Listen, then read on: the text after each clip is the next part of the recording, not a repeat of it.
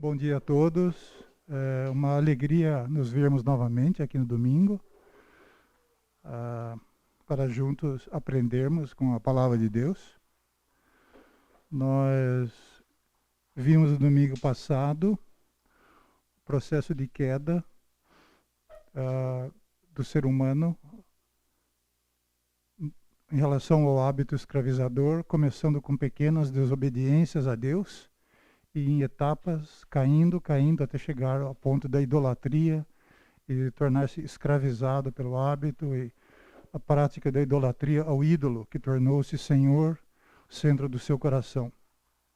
A grande notícia que nós vamos comentar hoje é que há esperança para a libertação do ídolo. E essa esperança está fundamentada em Deus. E assim como a pessoa caiu em etapas, um processo de queda, o processo de libertação também vai acontecer em etapas, conforme nós vamos ver durante a nossa conversa na aula hoje. Vamos ter um momento de oração para iniciarmos. Senhor, agradecemos o privilégio de estarmos na tua casa nesta manhã. Agradecemos pelas chuvas que o Senhor manda a essa região para nos abençoar. Agradecemos pelas pessoas que estão aqui, ó Deus. Pedimos que abençoes a todos nós para que sejamos confrontados com a tua palavra, que é a verdade, e ajudar-nos a sermos libertos de ídolos que eventualmente haja na nossa vida. Em nome do Senhor Jesus nós oramos. Amém. Falar a verdade em amor é um método para a pessoa ser liberta da idolatria do ídolo. E essa falar a verdade será a confrontação com a Bíblia, as Escrituras Sagradas. Esses dois textos são conhecidos nossos e valem a pena ser lembrados. Primeiro de Gálatas 6:1. Irmãos, se alguém for surpreendido em algum pecado, vocês que são espirituais deverão restaurá-lo com mansidão. Cuide-se, porém, cada um para que também não seja tentado. O apóstolo Paulo está orientando a igreja, a Galácia, a restaurar pessoas na igreja.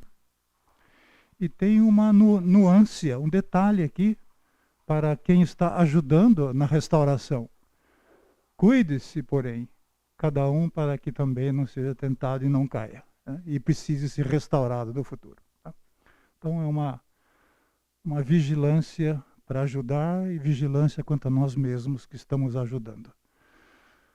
E o segundo texto que o apóstolo Tiago escreveu à igreja: quem converte um pecador do erro, do seu caminho, salvará a vida dessa pessoa e fará que muitíssimos pecados sejam perdoados. Então a Escritura Sagrada está dizendo que é possível haver restauração. E é acreditando nisso que nós vamos desenvolver esse assunto. A pessoa com hábito escravizador prefere encobrir o seu problema devido à vergonha diante das pessoas, da família, dos amigos, do trabalho, e a possibilidade de abrir mão de seu hábito que lhe dá algum prazer, alguma satisfação pessoal, ainda que temporária, né? O medo de não saber viver sem o hábito, medo de não ter mais aquele prazer que a pessoa gosta, desfruta. O que podemos fazer para ajudar a pessoa escravizada? A resposta a essa pergunta é necessário falar a verdade com humildade e amor. Mas vem a questão: o que é falar a verdade com humildade e amor? Aqueles dois textos que nós lemos no início dão algumas dicas sobre isso. Mas vamos detalhar um pouco esse tema. Primeiro, vamos fazer algumas considerações sobre o que é a verdade. Tá? Eu queria pedir que vocês fizessem a gentileza de nos ajudar com a leitura de textos bíblicos, à medida que eles vão aparecendo. Vamos começar aqui com o Salmo 31:5, depois João 14:6 e depois Evangelho de João 16:13.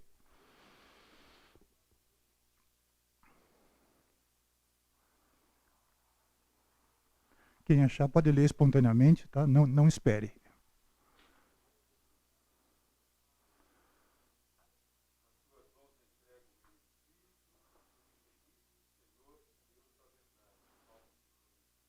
Uhum.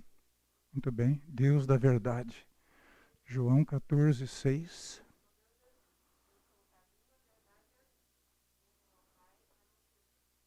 Deus Filho falando sobre si mesmo, que Ele é a verdade. João 16, 13.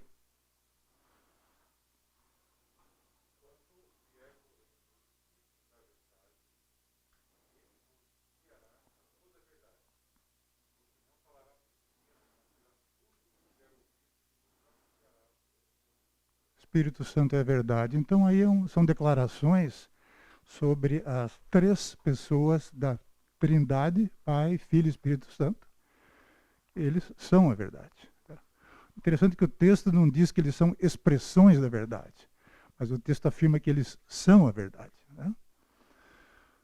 Vamos ler Salmos 119 e 151.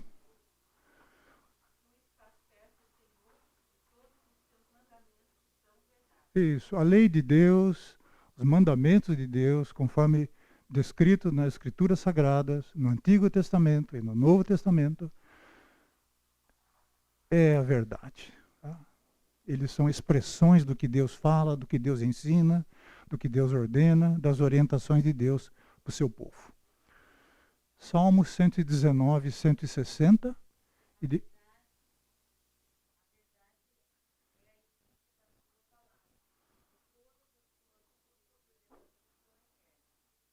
Então a palavra de Deus é a verdade. Né? Ela é uma expressão do que Deus fala, então é a verdade. Né?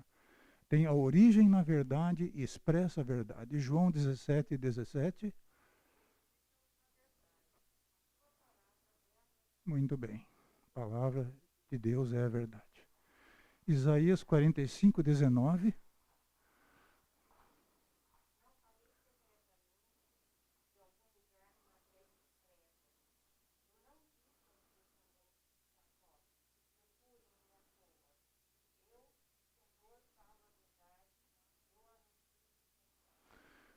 Maravilhoso desse texto é que Deus fala a verdade abertamente. Ele não fala de forma oculta, né? Não fala nas entrelinhas, não fala para um grupinho pequeno, não, é aberto. Para todo mundo ouvir, o povo de Israel, todo mundo ouça. É isso que o profeta Isaías está dizendo aí nesse texto. Tá? João 8,32.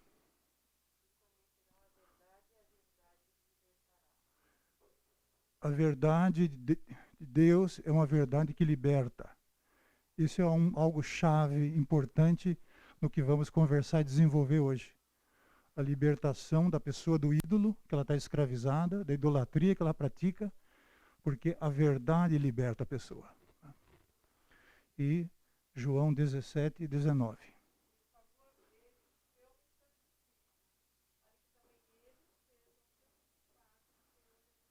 A mesma verdade que liberta a pessoa do hábito escravizador, do ídolo, da idolatria, é a mesma verdade que vai santificar essa pessoa também. Tá? Então é isso que nós vamos ver agora na sequência aí. Então, o processo de libertação começa com essa falar a verdade em amor. E há etapas nesse processo. Detectar o hábito escravizador, qual é? A pessoa que vai falar a verdade em amor com uma pessoa escravizada, ela vai preparar-se para isso, em leitura da Bíblia, em oração, vai conversar com conselheiros bíblicos mais experientes, vai preparar-se para confrontar a pessoa escravizada. O momento da confrontação, tá? E se a pessoa confrontada, escravizada, recusar a ajuda, como comportar-se, como ajudar ou continuar a ajudar a pessoa nessa situação. Okay?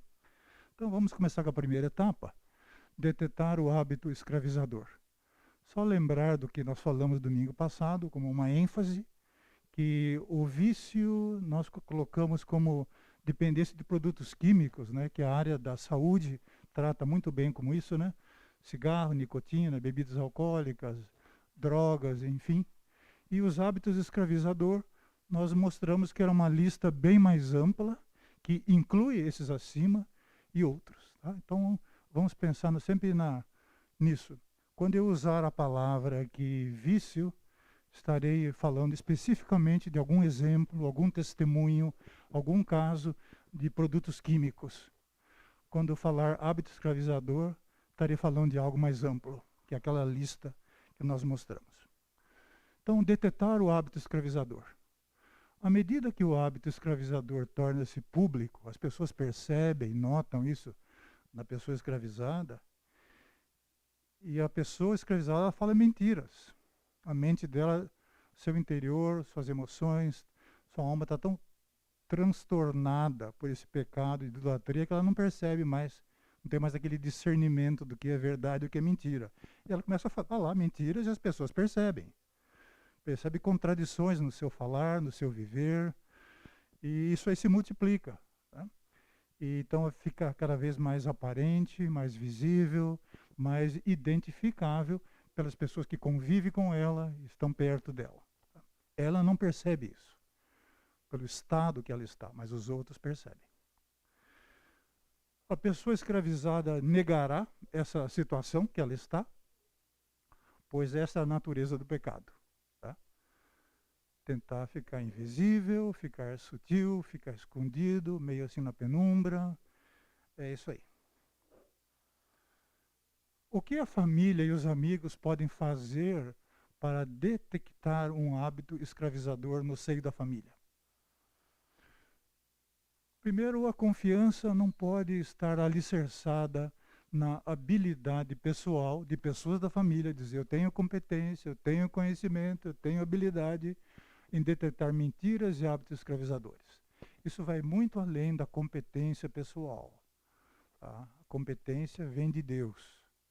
Porque nós vimos nas aulas anteriores desse curso que o problema acontece lá no coração, lá no íntimo, na vontade, nas emoções, nos pensamentos, e depois são extravasados, colocados para fora através de palavras e atitudes.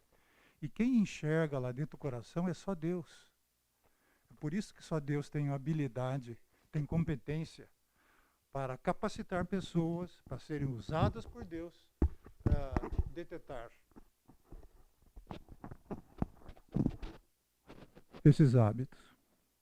Então a Bíblia ensina que Deus nos ama e expõe o nosso pecado de modo que outras pessoas possam ver o perigo no qual estamos e nos ajudar a caminhar numa direção segura. O escravizado perdeu a percepção, muitas vezes, da realidade, do ambiente, de situações, do contexto onde ele está, por causa da sua situação de escravo. Mas as outras pessoas vêm. As pessoas da igreja que vêm, Deus usa essas pessoas para ajudá-lo. Tá? Então nós já vimos aqueles dois textos lá, nós vamos ler de novo, que são muito importantes. Gálatas 6:1 e Tiago 5:20. Como Deus ajuda as pessoas escravizadas a detectar hábitos escravizadores, detectar pecados que estão lá no coração.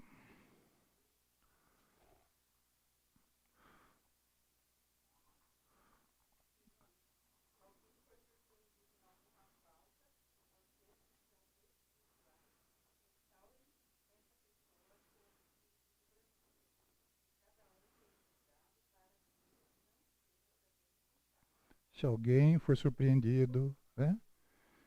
Se alguém foi pego em flagrante, se alguém estava fazendo essa prática de idolatria e foi pego, então os irmãos da igreja, as pessoas devem tratá-lo conforme o texto aí nos ensina, nos orienta.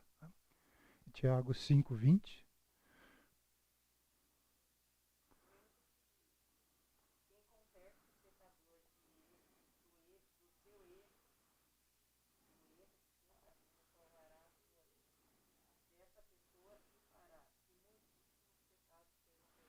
Então Deus usa pessoas da igreja como seus instrumentos de amor para, ao detectar pecados ou detectar hábitos escravizadores na vida de alguém, se aproximar, levá-la a Jesus Cristo, para que ela seja salva, seja libertada. Só Deus que tem essa habilidade. Por isso é nele que precisamos buscar, na sua palavra. A idolatria é algo difícil de ser contido. E as suas consequências se espalharão para outras áreas da vida da pessoa escravizada. Por exemplo, trabalho, escola, relacionamentos na família, com os amigos, vida espiritual, saúde física, alterações emocionais do humor e alterações cognitivas. A pessoa pode começar a não mais perceber realidades ao seu redor que antes ela percebia por causa do estado que ela está subjugada ao ídolo. Então vamos ver essas áreas, consequências do hábito escravizador. Primeiro, detectando o hábito escravizador em relação ao trabalho. Uma opção é falar com o chefe ou o gerente da pessoa usando as questões, né? São algumas questões, há outras certamente. Os hábitos de trabalhar da pessoa escravizada mudaram? Houve alguma alteração de comportamento dela no ambiente do trabalho? A pessoa está demorando para chegar em casa, para chegar ao trabalho? Ela está sendo pontual na chegada, ou chega mais tarde? Como é que está? Às vezes chega tarde, às vezes chega pontual. Ela tem estendido o seu horário de almoço? Se a empresa dá 1 hora de almoço, ela fica 1 hora e meia, 2 horas. Por que fica mais tempo? O que está fazendo nesse tempo a mais? A renda tem sido menor porque a família já percebeu que não tem mais aquele dinheiro, aquela renda que tinha. Quer dizer, está sendo gasto em alguma outra coisa. Será que houve a redução do salário, da renda da pessoa? Ou a renda é a mesma e ela está gastando dinheiro para manter o seu hábito escravizador? Em relação à escola, se for um estudante, né, falar com professores da pessoa usando as questões como sugestão, a frequência e as notas da pessoa caíram. Isso vai alterar o rendimento da pessoa. Tanto o aprendizado, como a parte de fazer provas, trabalhos, convivência em grupo. Né? A concentração da pessoa diminuiu. Na sala de aula, o professor, a professora percebe que a pessoa está com o corpo presente, mas a mente está voando, viajando em outras áreas. Então, são problemas graves que acontecem no trabalho e na escola e são os primeiros sintomas do uso de drogas. Quem está na área de saúde sabe identificar, tem uma percepção muito clara sobre isso. Detectando o hábito escravizador nos relacionamentos com as pessoas. Falar com as pessoas do grupo de relacionamento usando essas questões como sugestão. O grupo de relacionamento mudou recentemente, quer dizer, tem outras pessoas novas, saiu alguém. Quanto tempo a pessoa gasta com o grupo? 1 hora, 2 horas, a manhã toda, a noite toda? Quanto tempo? É um grupo mais fechado, de acesso restrito, ou é aberto para todo mundo? Qual é o perfil de pessoas que têm acesso a esse grupo, né? Que tem as mesmas práticas que o grupo? Quais são as práticas do grupo? Quais são os hábitos rotineiros do grupo que a pessoa participa? Né? Esportes, música, festas, ir a restaurantes, o quê? Quem são as pessoas, os indivíduos que participam desse grupo? Bem específico. Né? Então, são algumas questões que ajudam a identificar a origem do hábito escravizador nos relacionamentos da pessoa. E na vida espiritual, os familiares e amigos podem conversar entre si usando as questões. É visível uma mudança na vida espiritual da pessoa escravizada? Todo mundo percebe o comportamento de alguém que está praticando idolatria sobre um hábito escravizador de drogas, por exemplo. Né? Eu conheci uma pessoa que tinha esse hábito e quando ela usava a droga, cocaína no caso, sentia-se tranquila, aparentemente emocionalmente, intelectualmente, fisicamente equilibrada, conversava com as pessoas, tudo socialmente, o contato normal. Mas passado o efeito da droga, a pessoa ficava extremamente sob tensão, as suas atitudes ficavam mais agressivas, ela aumentava o volume de voz e até tinha gestos físicos assim de agressão contra as pessoas próximas dela que discordavam do que ela estava fazendo. Então, é visível a mudança na vida espiritual da pessoa escravizada. Essa pessoa era membro de uma igreja. Tá? Eu convivi com ela há alguns anos. A pessoa demonstra estar mais endurecida para a verdade. As aulas da escola bíblica são apresentadas, mas a pessoa fica assistindo com um olhar assim, meio crítico. Será que é verdade? Será que não é verdade? O que está sendo falado? O pastor apresenta a mensagem bíblica, concorda com isso, não concorda com aquilo. Começa a ter aquela postura assim, de coração endurecido, insensível a receber a palavra de Deus. A pessoa foi pega mentindo recentemente, devido ao seu estado doentio espiritual, emocional, intelectual, físico. Ela está vivendo um caos e ela não percebe mais o que é verdade e o que é mentira no viver dela, mas os outros percebem. A pessoa está quebrando promessas que ela fez. Ela promete, mas com a mesma velocidade e facilidade que fez o compromisso, também rapidamente quebra o que ela fez. Ela está um caos interno à vida da pessoa. São poucos os familiares e amigos que conseguem essas informações íntimas aqui. Detectando o hábito escravizador em relação à saúde da pessoa. Questões que auxiliam na detecção. A pessoa está perdendo peso rapidamente? Ela está mais propensa a resfriados ou sinusites? Imunização dela, o estado de imunidade baixa. Então fica mais susceptível a doenças. Está consideravelmente mais cansada do que o normal. Fica consideravelmente inquieta e irrequieta. As pupilas dos olhos ficam dilatadas comumente. Os olhos estão avermelhados quando ela volta do trabalho. Pessoas que usam droga, normalmente químicos, né? Tem vícios, isso altera a pupila e os olhos, ficam avermelhados. É um parâmetro que os profissionais de saúde usam para detectar se a pessoa está usando um produto químico. Os pensamentos da pessoa parecem estranhos, há uma incoerência constante, frequente, há mudanças significativas na personalidade. Uma hora ela é muito alegre, depois hora ela é muito introvertida, depois hora ela fica assistindo a vida como se nada tivesse acontecido, de repente fica agressiva, quer dizer, há uma oscilação, uma inconstância no comportamento, na personalidade dela. A pessoa parece deprimida, alguma vez mencionou o suicídio. Então são situações muito graves, né? O hábito escravizador, ele afeta profundamente a estrutura do ser humano lá no fundo da pessoa. Segunda etapa. Preparar para confrontar a pessoa com a Bíblia. Quero fazer uma pausa aqui e deixá-los à vontade. Quem quiser fazer perguntas, quem tiver dúvidas, quem quiser fazer colocações, fique à vontade. Apenas levante a mão para eu perceber que você quer participar e colaborar aqui, tá? Fique à vontade para isso. A segunda etapa, então, do processo de falar a verdade. Preparar para confrontar a pessoa com a Bíblia. É a palavra de Deus que vai confrontar.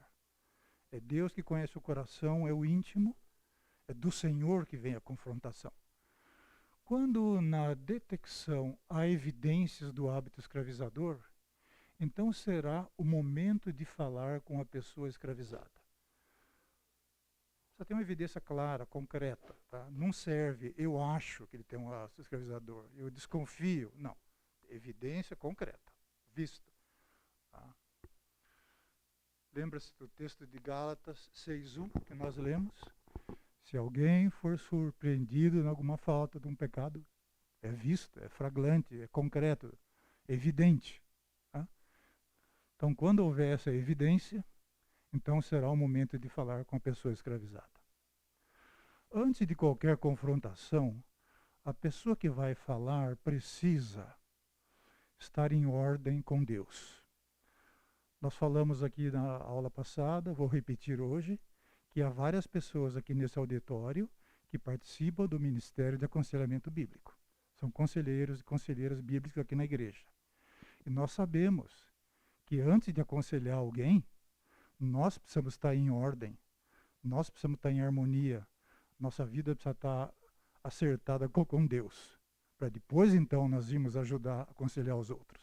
Tá? Então, antes de qualquer confrontação, a pessoa que vai falar precisa sondar o seu coração para falar com brandura e apontar para o caminho da libertação. Por favor, leiam aqueles textos.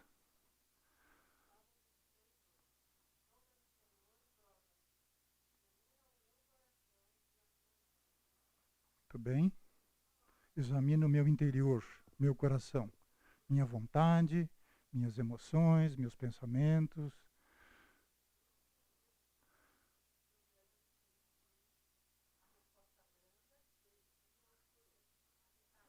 É só a primeira parte do versículo, obrigado. É isso aí, quem fala com brandura, acho que tem uma reação, né, também de brandura. Né?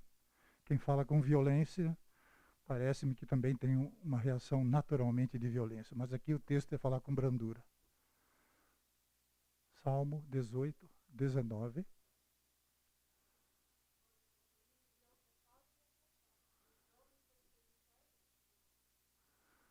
Ele, o Senhor, deu-me total libertação. Quando vamos confrontar alguém com a verdade, e nas etapas que nós estamos conversando, para ter como objetivo libertá-la do ídolo que a escraviza, temos a convicção, a fé, a certeza que Deus trará libertação total àquela pessoa. É a palavra de Deus que garante isso. Conversar com uma pessoa que tem experiência de aconselhamento bíblico e confrontação bíblica, ou alguém mais experiente do que nós. Né? Orar e pedir perdão pelos seus pecados. Primeiro tem que estar em ordem, estar em harmonia, estar limpo, santificado diante de Deus. Então, após a minha purificação, aí eu vou fazer a confrontação, usando a palavra de Deus, com humildade e com amor.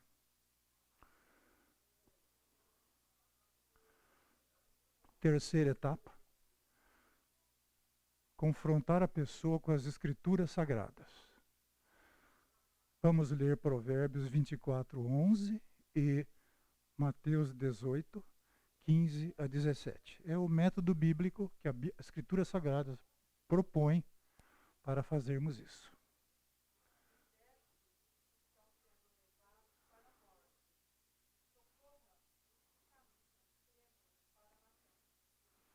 É a palavra de Deus nos ensinando, nos orientando, nos incentivando a fazer isso. Tá? E agora o método. Mateus 18, 15 e 17. Como fazer isso?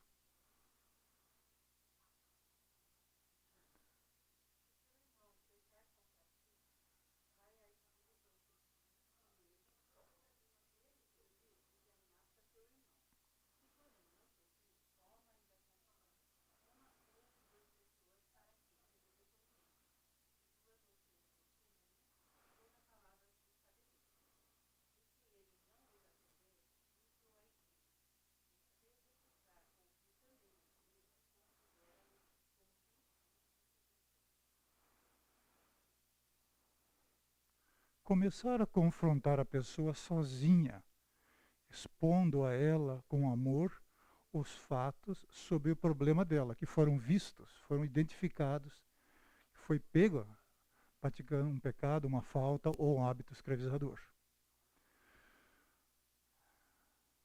Se a pessoa não ouvir você, que está aconselhando-a, está ajudando-a, está confrontando-a, então você levará uma ou duas pessoas consigo na próxima conversa. Vai haver uma próxima conversa, a fim de expor a ela novamente, com amor, os fatos sobre o problema dela.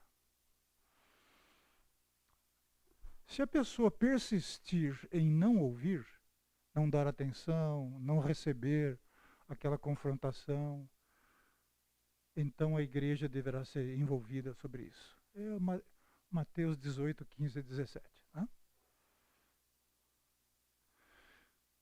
Se a pessoa confrontada for filha ou filho de alguém da igreja, aqui um exemplo de confrontação pessoal. Leiam esse texto, por favor.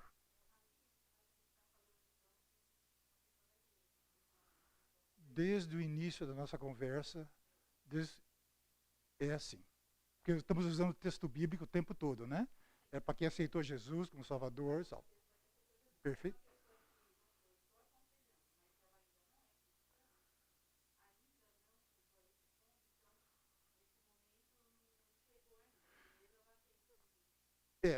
Exatamente. Bem colocado o seu ponto. Nós vamos ver isso no final.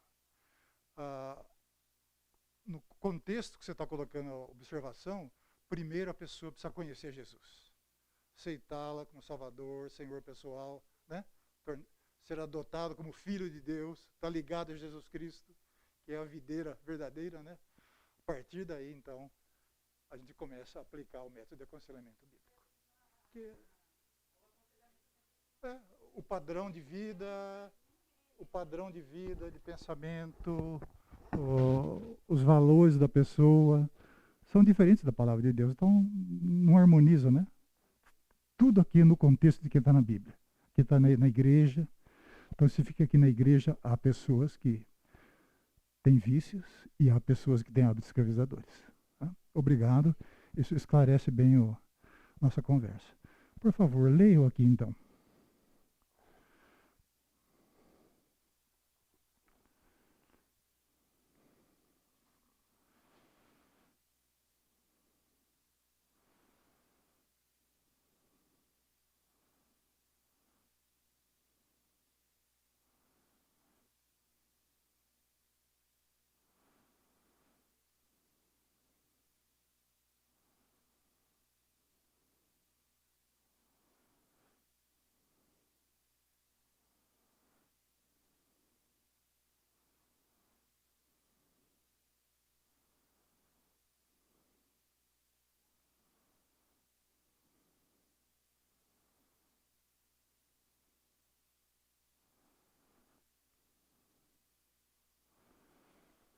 Aqui a palavra cachimbo é muito usada no ambiente de consumidores de produtos químicos.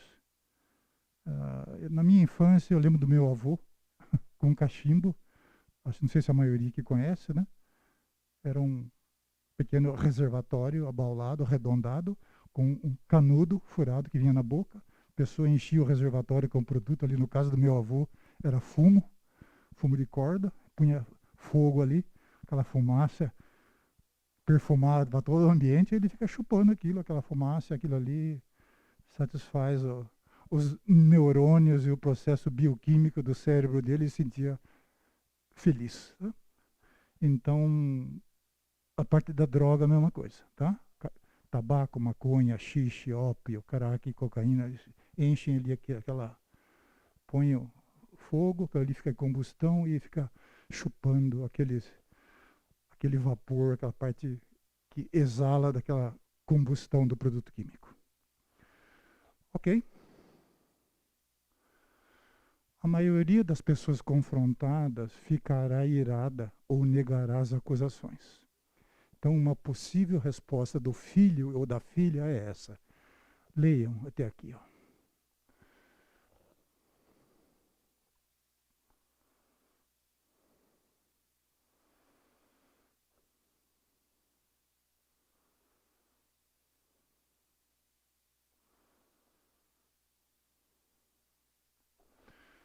Bom, se essa for a resposta do filho ou da filha, o que fazer?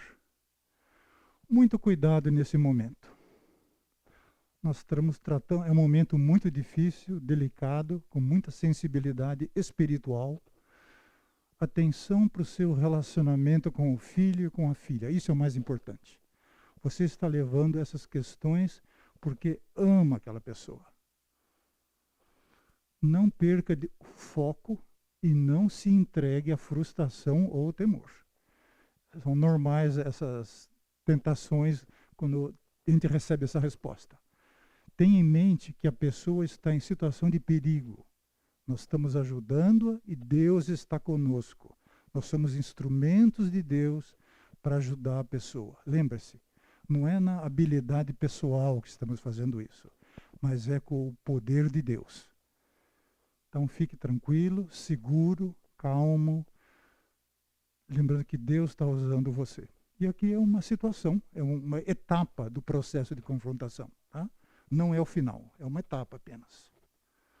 Qualquer manifestação de desrespeito em relação à pessoa confrontada é contra o próprio Deus. Temos que respeitá-la, temos que ouvi-la, temos que ter sensibilidade para lidar com isso aí, conforme o Espírito Santo nos ensina a fazer naquele momento.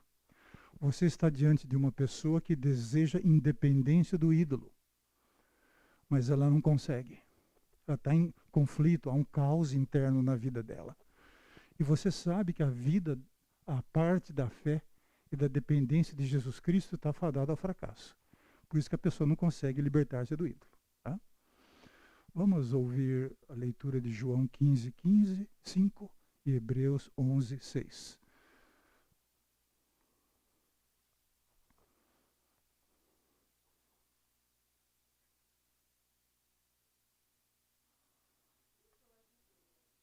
Obrigado.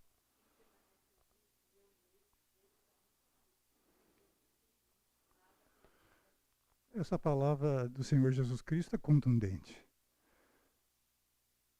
Sem mim nada podeis fazer. É somente com o poder de Jesus Cristo que nós podemos confrontar alguém com a verdade, em amor, buscando libertá-la, alcançar a libertação do ídolo que a escraviza. Hebreus 11, 6.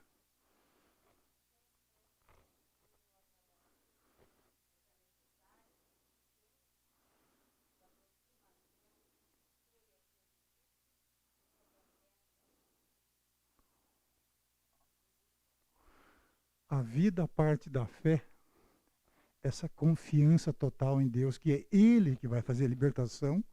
Nós somos apenas um instrumento humilde, santificado por Deus. Essa consciência que temos que ter. É essa postura que temos que ter.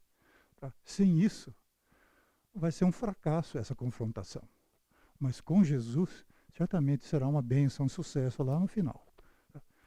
Caso não tenha ideia do que falar, não fale nada, fique quieto. Se o Espírito Santo não lhe der uma palavra naquele momento, é para você ficar em silêncio. Obedeça. Você não precisa dizer tudo na primeira vez para a pessoa que você está confrontando. Faça oração pedindo que Deus ensine você a amar a pessoa escravizada, assim como Deus nos ama, e procure uma pessoa mais experiente do que você, conselheiro bíblico, para você aconselhar-se, trocar ideia, ouvir, para depois você voltar, continuar a confrontação com aquela pessoa. Caso você se sinta espiritualmente preparado para continuar o diálogo com a pessoa a ser confrontada, mantenha o foco no que está evidente e no relacionamento com o filho ou com a filha. Então, um exemplo de continuação da confrontação. Leiam esse texto aqui. Sim? Deixa eu voltar a tela, então. Essa daqui? Ok?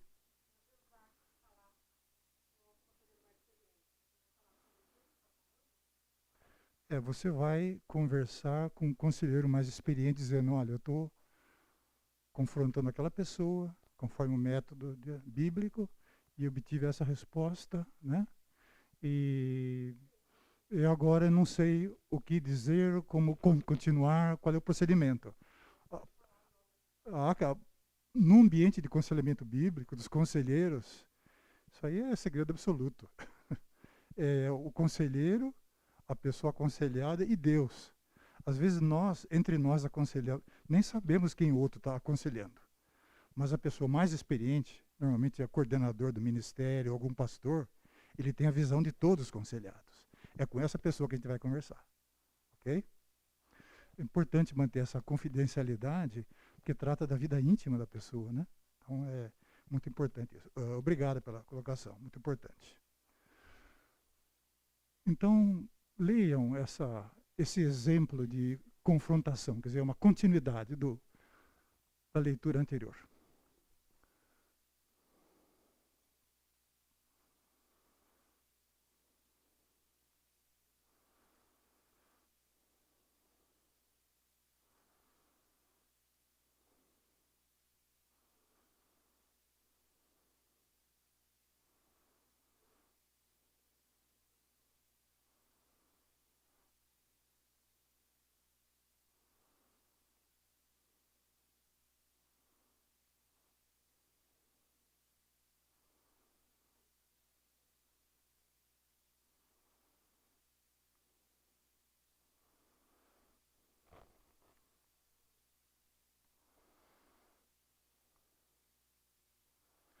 Se você chegou a esse ponto da conversa, você pode considerar-se uma pessoa felizarda.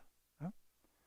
Você confrontou a filha ou o filho assim, então você está disposto a arriscar o seu relacionamento para ajudar alguém que você ama. Você foi abençoada com o saber, sabedoria e amor da parte de Deus. Confrontação com humildade e amor. Isso é apenas o início, tá? Não fique muito alegre, muito eufórico, que é Deus, é o poder de Deus que está atuando na sua vida para chegar lá. Procure um conselheiro experiente para você prosseguir na confrontação nas próximas etapas. Tá? Agora, algo pessoal, a característica pessoal da pessoa que é conselheira. Se você reage com ira normalmente nesses contextos, então precisará aprender a considerar suas respostas e falar com bondade. Se você fica temeroso normalmente, então precisará aprender a falar com firmeza. Tá? Então é a característica pessoal sua, que precisa ser transformada pela palavra de Deus, transformada em bondade ou transformada em firmeza, para você continuar a confrontação. Lembra-se, não é o homem, o ser humano, a mulher que está é Deus através de você. O conselheiro bíblico é apenas um instrumento de Deus. Quem faz a obra de libertação é Deus. Infelizmente, há situações nas quais é difícil encontrar consequências que produzem resultados eficazes. A filha ou o filho de coração endurecido pelo pecado fará o que quiser a despeito de qualquer coisa que o pai e a mãe façam. É o pecado que está no coração, está sendo colocado para fora. Sim, já vamos fazer o intervalo. O pastor Oswaldo está sinalizando ali, ok? Então, nós vamos parar aqui, fazer um intervalo de 10 minutos, e aí depois retornaremos desse item aqui, tá? Então, um bom intervalo a todos. Vamos reiniciar a nossa conversa, então. Uma pessoa daqui da classe conversou comigo aqui no intervalo e colocou uma questão muito importante. Eu gostaria que ela repetisse a pergunta e para eu dar a resposta, para que pelo menos algumas palavras que eu disse a ela, não é a resposta completa, mas é uma resposta, para que todos possam ouvir. Por favor.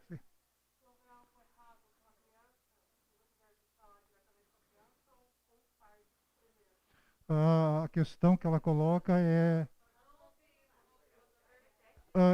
eu vou dizer a pergunta. Se você observar uma criança ou um menor na prática de algum vício ou algum hábito escravizador, você vai conversar com a criança ou com o pai ou com a mãe da criança? Essa é a pergunta. Eu disse a ela o seguinte: é claro que estamos falando no contexto da igreja, porque tudo aqui apresentado é no contexto da igreja. A sugestão: procurar a mãe ou o pai, conversar, saber se ela está ciente, tem consciência de que a filha ou o filho menor está com aquela prática, aquele hábito. Se ela disser que sim, aí então orientar a pessoa, perguntando a ela se ela quer ajuda para a filha e para o filho resposta mais ou menos óbvia, vai dizer que sim. Ela vai dizer que não sabe o que fazer, vai precisar de ajuda. Então, eu disse, olha, é o caso de, tendo o consenso, a aceitação do pai ou da mãe, que aquele filho ou filha menor tem aquele problema e precisa de ajuda, e eles querem que seja ajudado, procure aqui na igreja a pessoa coordenadora do Ministério de Aconselhamento Bíblico. No caso, eu citei o nome, que é a Maria Ksinoff, ou o pastor Oswaldo, que é o pastor que, vamos dizer assim, coordena toda essa parte desse ministério e dirige esse ministério. E aí vai ao pastor, o pastor sabe, a coordenadora Maria sabe como lidar com esse caso, né? Normalmente a gente tem consciência de que menores, quando são aconselhados biblicamente, são acompanhados de um pai ou da mãe ou dos dois, né? Pastor Oswaldo quer se manifestar ali.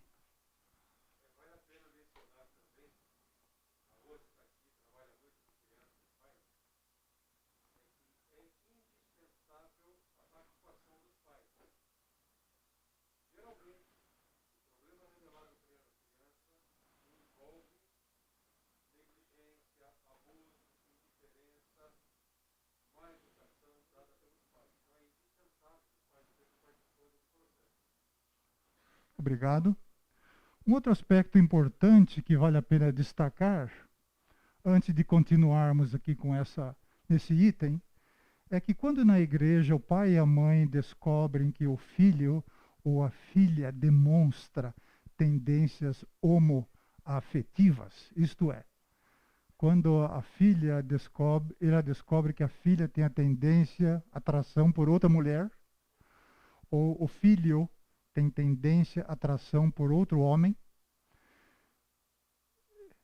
e o pai e a mãe têm medo de confrontar o filho ou a filha, certamente, no contexto que vivemos aqui na igreja, é necessário que você, se esse é o seu caso, se você conhece alguém que está em dessa situação, procure a Maria Ksinoff, coordenadora do Ministério do Aconselhamento Bíblico, ou o pastor Oswaldo, que dirige o ministério, para saber como ajudar esses pais, essa mãe, consequentemente, esse filho, essa filha que tem manifestado essa tendência.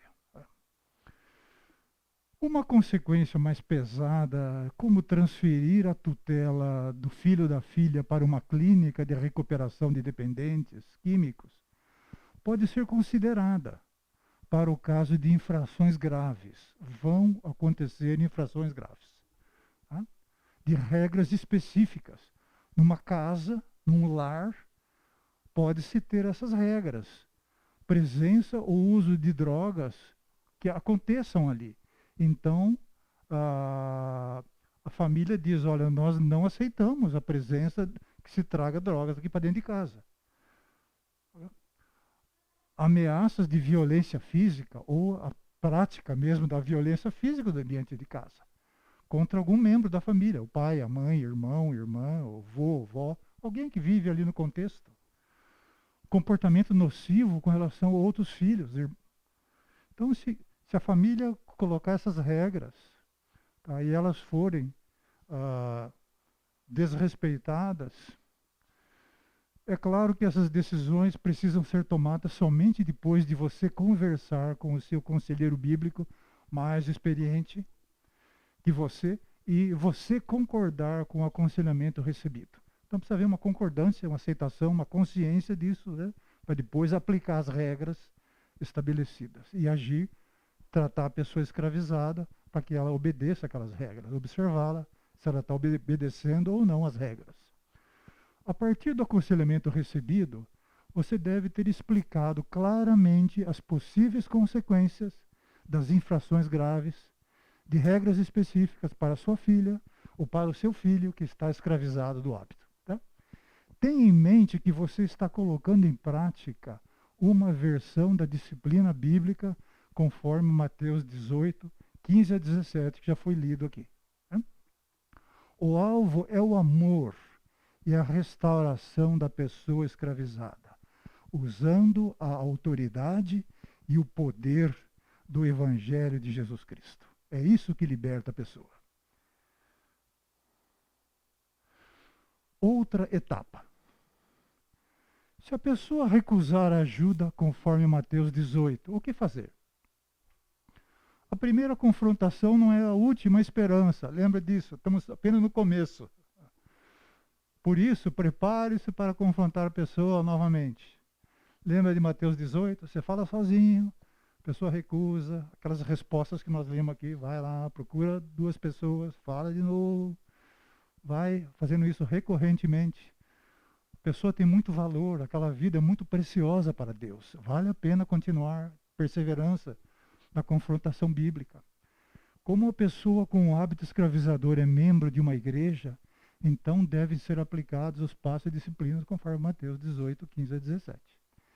Se a pessoa com hábito escravizador é fisicamente agressiva e perigosa, então a igreja deve assistir, dar assistência às pessoas da família que eventualmente estejam em perigo. Tá? Pessoas agredidas fisicamente, pessoas que possam ser agredidas emocionalmente, precisam de assistência da igreja. A igreja precisa estar atenta, através do conselheiro bíblico, da conselheira, ou da pessoa que está fazendo a confrontação. Contar para... Ok? Pastor Oswaldo? Sim?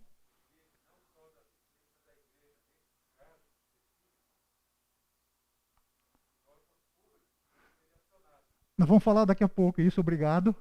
Muito obrigado pela lembrança. É isso aqui, ó. Pastor Oswaldo está dizendo exatamente isso. Em caso de violência física ou psicológica, um membro designado pela igreja pode acompanhar a pessoa agredida para iniciar um processo de proteção legal através das instituições públicas. Hoje tem a delegacia da mulher, da criança e assim por diante. Tá? Para informação e reflexão de vocês. Provérbios 19. Esse texto está na nova versão internacional. Esse está na versão de edição revisada e atualizada. E esse texto na versão King James, tá? Que é a versão do Rei Tiago. Leiam e reflitam sobre isso.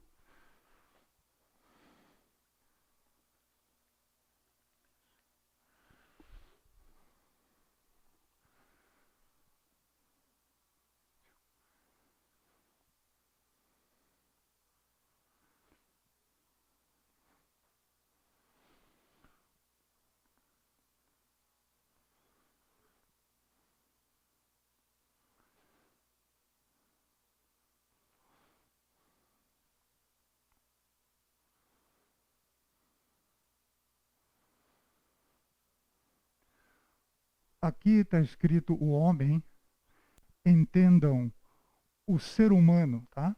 Pode ser homem, pode ser mulher, pode ser adolescente, o ser humano, ok? Então a palavra nos orienta que a pessoa que tem esse perfil é porque o coração dela, o interior dela é assim. Ela precisa ser tratado conforme a Escritura ensina. Precisa de castigo, precisa sofrer dano, precisa sofrer o dano. É difícil? É. Mas é a Escritura que está dizendo, nós precisamos ser obedientes às Escrituras Sagradas. Libertação do hábito escravizador.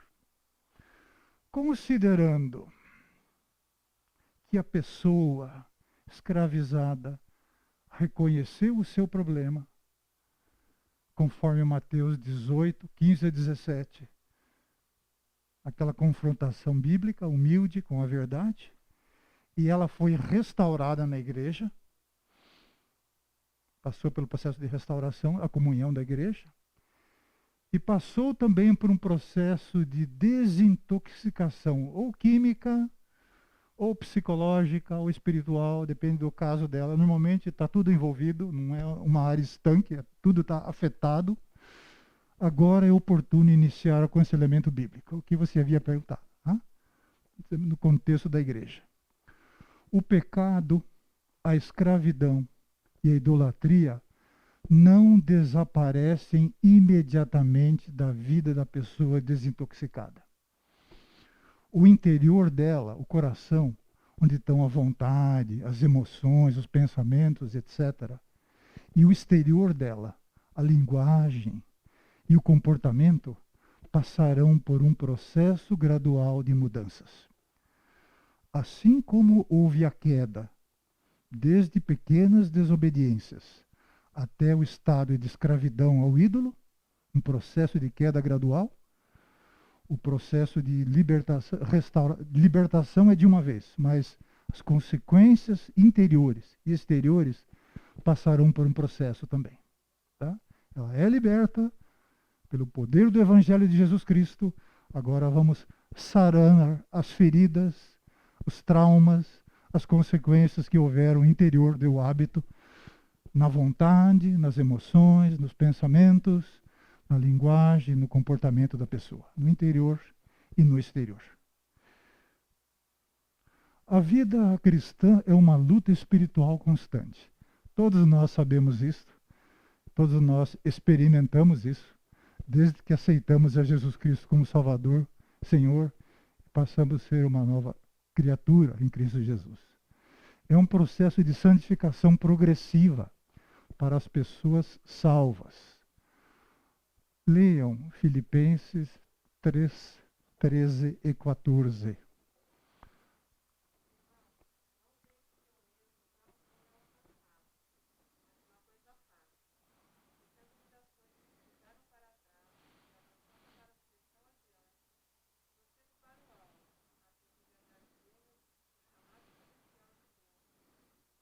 É um processo dinâmico. Estamos caminhando para o alvo. Deus vai nos transformando dia a dia, semana a semana, ano a ano, nos tornando mais parecidos com Jesus, numa área da vida, depois na outra área, depois na outra área, assim o conjunto, todo o nosso ser, interior e exterior, vai sendo transformado. O engano do pecado produz endurecimento da pessoa, do seu coração. Tanto Satanás como uma parte do nosso coração, há frutos da carne ainda que existem em nós. Mas no nosso coração também existe fruto do Espírito, que é agradável e aprovado por Deus. Então, uma parte do nosso coração ainda está endurecido. E é isso que Deus quer mudar. É isso que atrapalha a nossa comunhão com Deus e com os irmãos. E o mundo quer nos convencer de que atitudes e comportamentos que contrariam o ensino da Bíblia não são pecaminosos. A pessoa foi liberta, mas aquele pecado, aqueles frutos da carne que ainda estão no seu coração, mais o Satanás, mais o mundo, estão remando no sentido contrário, né? Querem escravizá-la de novo. Então vamos ler ali, Hebreus 3, 12 a 14.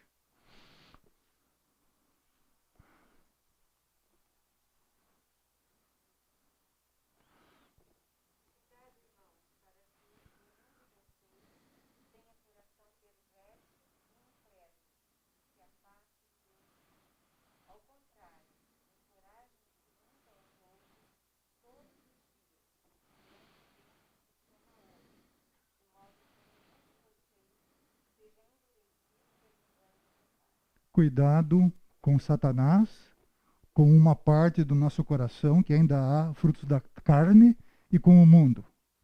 Mas no seio, no contexto da convivência da igreja, nos ajudemos, nos estimulemos uns aos outros, pratiquemos os dons espirituais que Deus nos deu, ministrando à igreja uns aos outros, tá? Para o fortalecimento, aperfeiçoamento do corpo de Cristo. O hábito escravizador produz caos, e esse é imprevisível. Vontade, emoções, pensamentos, linguagem, comportamento, tudo desordenado. Entretanto, na providência divina, esse caos é usado para nos ensinar a depender de Deus, que é onisciente, a depender dos dons espirituais que o Espírito Santo deu a cada um de nós na igreja e da convivência comunitária que Deus concedeu à igreja. 1 Coríntios 12, de 20 a 22.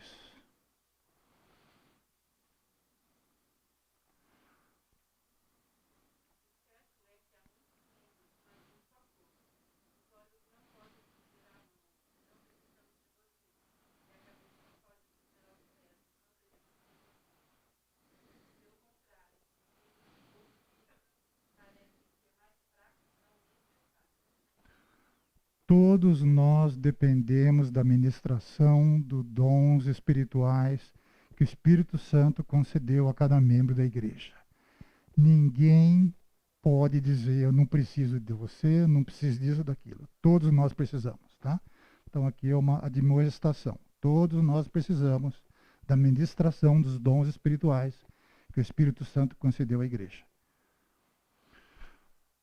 Algumas questões teológicas práticas para considerarmos, já que a nossa abordagem é teológica, né, desse assunto. Até aqui, alguma pergunta, alguma consideração, algum comentário? Alguém gostaria de fazer, por favor?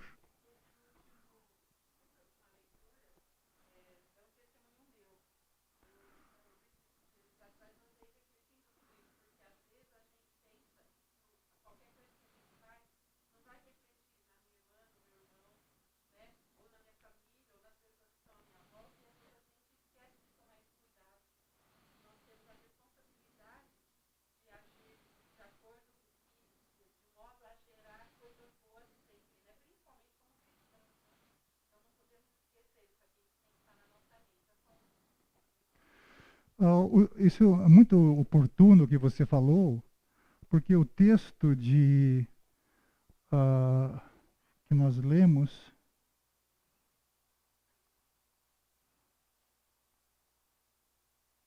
o texto de 1 Coríntios 12, ele mostra que o corpo de Jesus Cristo, a igreja, é um organismo vivo, né? Tem muitos membros, muitas funções, mas é um organismo vivo feito por Deus. Então, o texto aí diz que se há algum problema com o pé, todo mundo sofre, né? Se há alegria no coração, todo mundo compartilha da alegria. Então, essa é muita responsabilidade, o que você falou, o que fazemos, que agimos, como reflete ao redor na vida dos outros, né? Então, isso é muito importante. Obrigado. Então, questões teológicas práticas, caso você esteja enfrentando um hábito escravizador, esteja sendo confrontado com a verdade, em amor, em humildade, conforme vimos, sugerimos considerar alguns aspectos importantes. Quem são as pessoas usadas por Deus para promover mudanças em sua vida? Colocando isso no contexto desde o início da nossa aula. Quem são as pessoas usadas por Deus para confrontar você com a verdade bíblica, com a humildade e amor, para que haja mudanças na sua vida? Deus liberte você de hábitos escravizadores. Você tem algum assunto em comum com essas pessoas que Deus está colocando diante de você? Afinidades, né? Mais facilidade de conversar com umas pessoas que com outras. À medida que se lembrar dessas pessoas, agradeça a Deus pela vida delas e pelo ministério que Deus deu a elas para abençoar você, cuidar de você.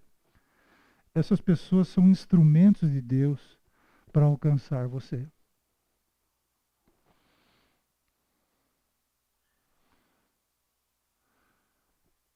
Se você se sente julgado por essa pessoa que Deus colocou na sua vida para ajudá-la, você está usando isso como desculpa para distanciar-se das pessoas que amam você?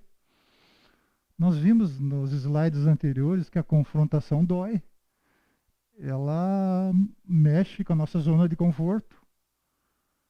A pessoa, no testemunho que nós vimos, o filho reage. Você está enganado, eu não estou dependente, não. Há uma reação interna. Seja um bom ouvinte. Existe alguma verdade naquilo que a pessoa está falando para você sobre a confrontação bíblica? Seja um bom ouvinte. Esta é uma característica das pessoas sábias que Deus colocou perto de você. São pessoas que aprenderam a ouvir, ouvir e ouvir, para entender o contexto, entender o coração, entender qual é o problema, para saber biblicamente como ajudar a pessoa confrontada com a verdade. Se o seu hábito escravizador foi descoberto e sua vida parecer ir de mal a pior, cuidado. Você tem saudade da época que seu hábito era secreto? Ninguém sabia. Entre aspas, né? Porque Deus sabe e vê todas as coisas. A pessoa estava enganando a si mesmo, ela achava que ninguém estava vendo. Você está mais preocupado com as consequências desse hábito escravizador ou com o pecado da prática do hábito? Converse sincera e honestamente com alguém que possa ajudar você. Eu confesso que isso é doloroso, mas na minha adolescência, Deus deu sabedoria ao meu pai para confrontar-me biblicamente. Eu nem sabia que existia aconselhamento bíblico naquela época, mas ele foi usado por Deus para fazer a seguinte confrontação: Paulo, aquelas pessoas com quem você anda são más companhias. Não são pessoas de Deus, não frequentam a igreja, então são salvos por Jesus Cristo, são pessoas ímpias, de famílias ímpias. Não ande mais com elas para o seu bem. Tá? E o Espírito Santo foi tão bondoso comigo, eu já havia aceitado Jesus como Salvador, mas não tinha dessa percepção, a influência das más companhias na minha vida. O Espírito Santo foi tão bondoso comigo, que disse, olhe para o testemunho de seu pai. Olhe para o testemunho da sua mãe. Siga-os como modelo, exemplo para vocês. Isso foi maravilhoso, essa confrontação. Eu aceitei aquela confrontação, abandonei aqueles amigos, nunca mais, amigos entre aspas, né? Nunca mais convivi com eles. E Deus libertou-me de práticas e hábitos que eternamente sou e serei grato a Deus por isso. Converse sincera e honestamente com alguém que possa ajudar você. Nesse caso, o meu testemunho foi meu pai e a minha mãe, que me confrontaram e serviram de instrumentos de Deus para mostrar um testemunho cristão, santo, aprovado por Deus, a ser seguido e abandonar as más companhias e os hábitos nocivos, ruins que eles faziam. Então eu fui liberto disso, a partir dessa confrontação bíblica, graças a Deus. Outra abordagem de questão teológica prática.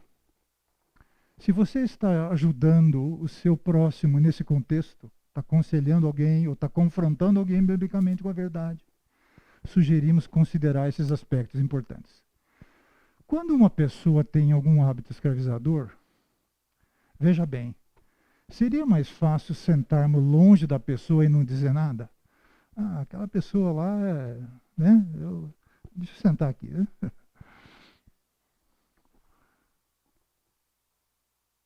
Ficar irado ou irado seria até mais fácil, né? A gente julga a pessoa, é assim mesmo, tá?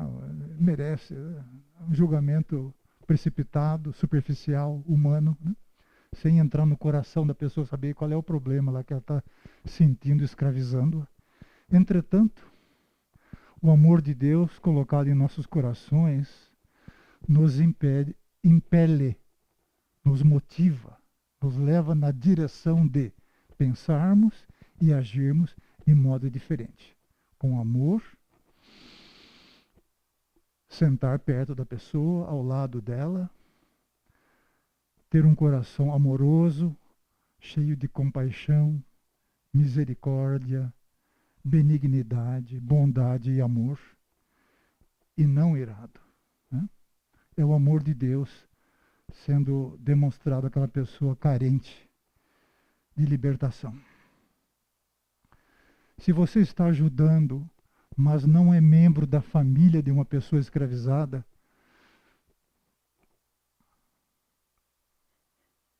né, Rose? É a Rose que está sentada no meio aqui agora. Procure compreender o caos na família e faça orações em favor de todos. Deus está enxergando aquela pessoa, Deus está enxergando o contexto da família, Deus está enxergando a igreja que as pessoas frequentam, porque a igreja é de Deus, e Deus tomará providências para aquela pessoa ser ajudada. Pedir sabedoria a Deus para ter um coração aberto, a fim de considerar as consequências severas possíveis que você vai presenciar como uma forma de restaurar a pessoa escravizada. Conselheiro bíblico que faz confrontação vai escutar coisas que não quer ouvir. Vai perceber atitudes que não gostaria de passar por aquilo. Mas são oportunidades de expressar compaixão, misericórdia, benignidade, bondade e amor para com a pessoa escravizada, que está vivendo um caos dentro da vida dela. Percebe, irmãos e irmãs, como é importante a gente estar primeiro em sintonia com Deus, para depois ajudar os outros? Você poderá ver um princípio bíblico em ação em sua vida pessoal antes de ajudar alguém. Que princípio é esse? Ao preparar-se para confrontar biblicamente alguém com a verdade, com humildade, você vai perceber, pode perceber que tem algum pecado oculto na sua vida que você não tinha visto antes. E agora o Espírito Santo vai dizer, olha, tá vendo isso aqui? Você precisa reconhecer que é pecado, que entristece a Deus, confessá-lo, pedir perdão e purificação.